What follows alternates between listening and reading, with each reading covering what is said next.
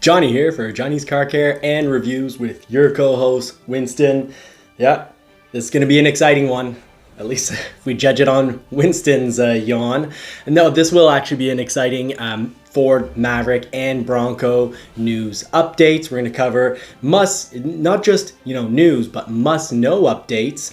We're also going to be talking about Bronco Programmers. I'm going to touch lightly in this video and quickly on the soft top versus hard top on the Bronco. So if you're on the fence having trouble deciding if you should switch over your hard top to a soft top order, I'm just going to cover some of the things people are worried about, like noise and the cold, because it's now gotten relatively cold here. I've had some days below freezing, and I've been driving around with that Bronco, so I've got some soft top and I've been driving around with a hard top, so I can give you info on both.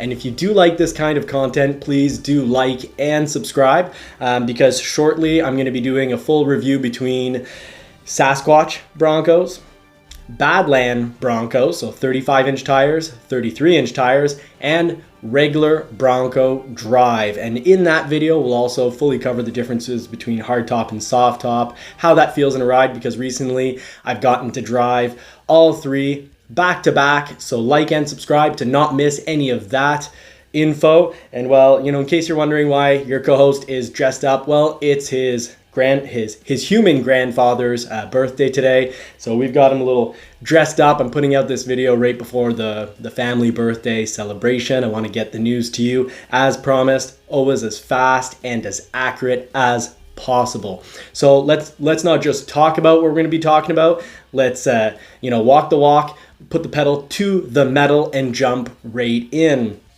So let's just start with the Maverick and Bronco must-know updates. Well, on a very, close to home, you could say, perspective, Marie-Pierre's Maverick. So Marie-Pierre's Maverick, let's talk a little bit about that. It's a hybrid XLT Area 51 with luxury package. Still hasn't gotten a build date, and this is relevant for all of you all watching, because not only has she not gotten a build date, it looks like she won't be getting one for either January or February. So that's going to go to, we're hoping March. If it does get built in March, well, we'll probably figure an arrival sometime in April. Now, I know a lot of you in the community who watch for the Maverick content, Bronco content, will be coming right up, but a lot of you watching for the Maverick content have been asking me, I ordered back on, August 25th. When will I get my Maverick? And the same thing is true for the Bronco. So this is relevant for people in both camps. This is what happens. You've got your place in line. Yes, but there's not just, you could say, one line. You're also in line at your dealer. So most of the intel needs to come from your dealer. You need to ask them where you are on their order list versus how many they get roughly per month. And that's going to give you a good idea of how many months before your vehicle is built. Once it's built, this is the incredible news. I always like to share good news, so I'm pretty happy. Once they build your Bronco or your Maverick, delivery time will be quick. Unless it's a Maverick hybrid, which they're going to hold back until, at least January. When they do build it, transport has been going unbelievably fast. I've been seeing Broncos get built, and once they're actually built, for example, mine was they finished building it around probably about the 24th of August. I had it the 10th of September in my possession. I was signing contracts and driving away with it. And actually some more recent Broncos I've also seen have faster delivery times than that. And a huge congratulations to David Boyd and Kelly from All Terrain Nation. They just got their gorgeous rapid red Bronco. I'm absolutely loving it. And news on, because we won't have a Maverick in time for winter, our hybrid Maverick. Marie-Pierre will be getting a beautiful cactus gray Outer Banks high package Bronco, Sasquatch as well. So interesting enough, if you've been following the channel, this was originally scheduled for the week of November 22nd. It then got pushed to the week of the 6th of December. And now it looks like it'll be built the 30th of November. Once that thing's built, I'm, relevant to anyone who's waiting on a vehicle. I'm expecting roughly 4 or 5 days between when it starts to be built and when it gets cleared for transport. I can say I've been seeing a lot of vehicles, once they're cleared for transport, leaving on transport within only a couple of days, 2-3 days. So I'm expecting, and you'll find out if I'm right, but I'm expecting to get that between the 10th and 15th of December. So we'll be able to follow along, and if you have subscribed, well, you'll get updates and you'll know what's going on with that. Now, let's just move right along. Now, Maverick hybrids. Maverick hybrids, I can't tell you exactly why. I have absolutely no proof of why they're only going to start being released in January. And that's if everything goes according to plan. Who knows? Maybe we could see them just a little bit earlier. I think it'd be amazing marketing if a few people see them right before Christmas. But right now, the word on the street is that they're not going to get picked up at dealerships. Clients won't be able to pick them up. Obviously, we won't be picking ours up, but that won't happen before January. That's the official record, and I have no official news of exactly why that is. I can only speculate that we have the EPA numbers, so I'm thinking it's maybe about verifications. When you're a manufacturer, it is awfully nice to be able to build a few thousand and then be able to test them and make sure that everything's A-okay, that everything went through the build process as desired, and that if there is any issue, well, then you have a little bit of time to correct it before you ship them out. And if there are no issues, who knows? Maybe we'll get those earlier. If there are issues, maybe we'll get them a little later than January. I do find it a little odd that Marie-Pierre's Maverick didn't get a build for January or February. So we're still hoping, there's still chances she will be for March. But from how I see it on the list, it would have made sense if she would have been built in January. But maybe there'll be a little bit more news coming up in regards to hybrid delays. I don't have anything official, so my lips are sealed.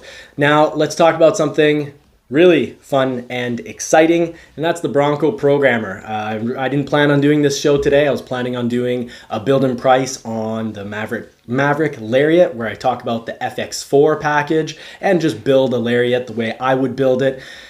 But this is just too good of news. I've been talking about chips or programs or flash tuners, whatever you want to call it, for the Bronco. I've suspected that Ford would come out with them, and I've been talking about that since about last February. Even in March, I did a little review on my 5-liter Mustang and how I like to have a metallic K&N air filter, and I installed that on the Mustang to say that would be one of the first things I would do with possibly a programmer for the Bronco. Now it's official. I'm just going to look right here.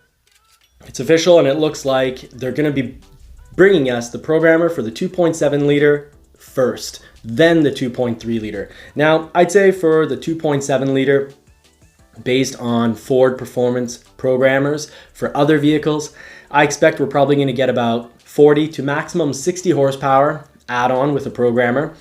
And I'd also expect about 40 to an absolute maximum of 80 pound-feet of torque. I think it's probably going to be about 40 horsepower and 60 pound-feet of torque that their programmer's going to be offering. Why do I think it's going to be those numbers? Well, if you're going to sell chips that don't void the warranty, you can't push them too hard, because when you're increasing PSI or boost of the turbo, you can only increase boost to a certain point before you need to start changing things like the turbo, before requiring an air intake, downpipe. So all the mechanics that have to do with bringing more air to the engine and also allowing more air to leave the engine in higher volume, higher speed, higher quantity, all this, if you put the PSI too high, you need to change all that, plumbing, we could say. And I'm quite certain the Ford performance chip, at least at first, when they offer, let's say, what you could call, a stage 1 program, or like a light tune, a light to medium tune, I'm expecting it to be just a flash tune. Maybe I'll be really happy and find out that they're gonna sell it as a package with the air filter. allowing for squeezing out a little bit more power, but I think it's going to be a little bit while longer until we see what you could say is, kind of like a stage 3 where, they're talking about, the kit comes, let's say, with a turbo. We may even never see that, but either way, when you are getting extra power out of a programmer, it can be a good idea anyways. Do the air intake. I always prefer closed box air intakes or just the metallic filter, just to increase volume to the engine, volume of air. And, doing also, of course, the downpipes, getting more air out of the engine can also be pretty good. I think I'm probably going to play it. I'm going to play whatever keeps my warranty. So far I have absolutely no issues. I'm at 3,500 kilometers or about 2,700 miles. I have absolutely no issues with any weird noises. My 2.7 liter is fantastic, but I definitely don't want to do a program that's going to make me lose my warranty, and that's why I've been absolutely waiting for Ford Performance to come out with a programmer that allows me to get more power out of my 2.7 liter engine. Now, the 2.3 liter engine, some people are definitely going to be wanting to increase the power on that, because probably there's going to be some of you that will have gotten that engine, and I think a lot of you are going to be really thrilled with it and find it's more than enough power, and I think a few of you are going to find that it's maybe missing a little bit of power, especially on the 4-door with it being heavier. And the great news is, this is an easy solution. I'm expecting prices to be somewhere between $800 to $1,100 US at most. And it depends is it going to be just a programmer, or will it be a programmer and an air intake? I doubt it will be a programmer, air intake, and downpipes, but that would offer the greatest amount of power. But if it's just a programmer, I'd expect about 30 to 40 horsepower for the 2.3. And I'd also suspect, in regards to pound-feet of torque, I'm thinking about 40 pound-feet of torque. Now, that 2.3 liter engine, the block can handle a whole lot. The internals are incredible. I'm really impressed with the technology and the materials and the parts for the internals of the 2.3 liter. We see it on the RS producing 350 horsepower, 350 pound-feet of torque without a tune. A little less horsepower for the Mustang, but I'm probably thinking that the programmer is going to probably kick it up to about 330 horsepower. In regards to torque, somewhere between, I'd say, about 360 to 380 pound-feet of torque. When we've got more official news, I'll let you all know, but the good news is 2.7 liters coming out first. It's probably the engine that needs the programmer far less, because my experiences with the 2.7 liter so far is that engine is a barrel of laughs, even, straight out of the box, stock. I'm loving the 2.7 liter engine. Of course, I broke it in first. I did my first 1,500 kilometers or 1,000 miles, varying my speed, not putting it up high in the RPM band. Wanted to take it easy on my motor, and when I do get the motor a little warmer, of course, in the morning, if it's especially cold out, before putting it in gear, I let it run 30 seconds, a minute, and then I drive away. And if I have driven it a little hard, I let it cool off before shutting it off when I get to when I'm in my parking spot. Now, carrying on, we've talked about programmers, a little bit of engine and turbo etiquette, safety that we could call right there. Let's just move right on to the next subject. The Ford Maverick. Hey, the reviews are coming out, and no surprise to me, because I've been saying it from when I actually did a review on the Hyundai Santa Cruz, that both are very good, and that they offer different strokes for different folks. For example, and we've seen it in the comments section, some people have complained that the Maverick doesn't come standard with a hard rolling or fold in top. And I answer them, hey, on the Santa Cruz, some people will dislike the fact that you lose box space for what is essentially a box to take in that roll up hardcover. So it's different strokes for different folks, but the reviews are out. They're saying that the Maverick kind of wins it because it's much cheaper. It's much less expensive. And I've been saying that now for months. I've been pointing out that it's thousands of dollars less, that both products are good, but that, I would say the Santa Cruz is far more SUV or ute.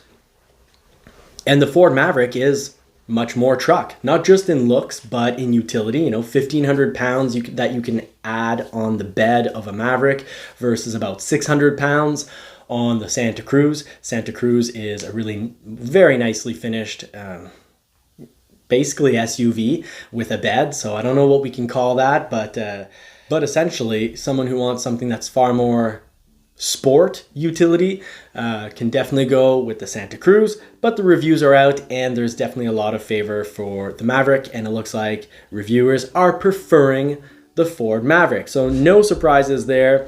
It's, in comparison tests, the Maverick is winning out. And I also want to cover today some of this hard top versus soft top, comparison. I'm going to be talking far more about it in the actual full out review. But what I can say is it's cold out right now and I have absolutely no issues with my soft top. I can point out though that while the roads are filthy because of, sand, little rocks and salt, my back window, I can definitely see, even when it's dirty, people's headlights, but it's not the clearest. I don't have clear vision out of my back window. And that's fine. I have my side mirrors and I'm using my side mirrors. Life is good. Of course, there is a little bit of wave in the vinyl windows, but hasn't caused me any issues in regards to visibility. And the soft top has not been any colder than a normal vehicle. I haven't had any issues. I start the vehicle up in the morning, it's below freezing, it heats up quickly. Great heating system. It also in the summer was cooling off very quickly. But good AC, good heating, a little bit of noise, definitely from vibration on the top. And my tires on my Badlands. I don't have a Sasquatch. The 33s are very silent. I'm surprised. They are giving me a fantastic ride. Very quickly, I will mention that I drove quite a bit the Sasquatch, and I actually drove it with someone who's been a Wrangler owner for 7 years. So subscribe because I'll have a full review and a full discussion on that. But I can say that the ride was fantastic in the Sasquatch, but I did hear the tires a little bit. And the Wrangler owner was like, oh no, I can't hear the tires. No. Tire noise is non-existent, but it's just because they're used to more tire noise. And actually they're running 33s, but they're not running the quality of 33s that Ford sends with the Badlands. Those BF Goodrich KO2s are extremely good. No noise, and I had a ton of fun in the fields with them and in the forest. Good overall, all around tire. Now the hardtop.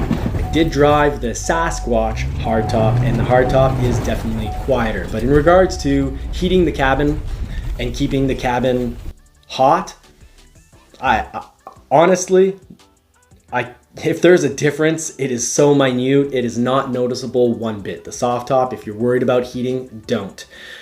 But was it quieter? Yeah, it was a whole lot quieter. The hard top, I definitely felt like I was in a normal SUV.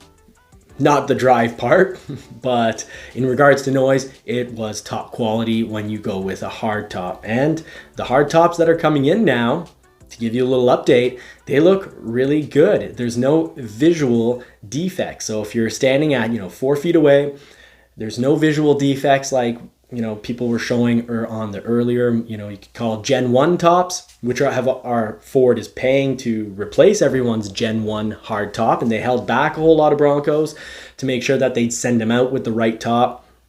These tops are extremely good. Now I can say though that on the lips, kind of like where the material ends and where the top was possibly, cut or finished, it doesn't have the same consistency or finish as the actual top. And I don't know if this is going to cause problems later on, but what I can say is I will be keeping an eye on it, and I'm absolutely positive that Ford, one way or another, will be taking care of any issues that arise. So the tops are coming in. For the last 4 or 5 hard tops that I've seen, they have been perfect. One had a tiny little thing, but you know what's great? when you buy a new vehicle is that everything is claimable. If you have any issues whatsoever, Ford is great at, dealing with their claims. They're not trying to, if you ever had an engine problem, and I can tell you across my local dealer, across selling thousands of 2.7 liters, they've only ever had to, rework one engine. That was, from memory when I was talking to a head tech over there. The 2.7 liter, I can say, is I'm not expecting to have any issues with my 2.7 liter. I'm also not, for example, if I'm having fun in a field and the engine gets a little warmer, I'm not just going to turn it off right away and let that turbo cool off extremely quickly. You don't want it to get hot really quickly. You don't want it to go from either very cold to very hot or hot to very cold quickly. That's the danger with the turbo, so just keep that in mind. Follow the easy instructions that I mentioned earlier, and stay tuned because we are going to do a full hardtop versus soft top comparison. We'll talk more about this when we talk all about Sasquatch versus Badlands versus a regular Bronco. I want to talk all about the hard tops, the soft tops on these models, and the different tire and suspension choices, about what they offer in regards to driving. And as soon as I can, we will have a build and price on a Maverick Lariat, where we will focus in on the FX4, why you can't pull 4,000 pounds if you have just the FX4. And if you do have 4K towing, what you definitely want to keep and make sure you have on your trailer, and why. So you want brakes on your trailer. I'm going to explain why, what the negative and downsides of not having brakes on the trailer would be in regards to wear, tear, driving comfort, and more. So stay tuned. I wish you all a fantastic week. Now I'm off to the father-in-law's birthday party. Your co-host is all dressed up for his dinner party. So I wish you all well. Have a great week. I hope you get to put the pedal to the metal, and I wish you all more cars and, of course, more power.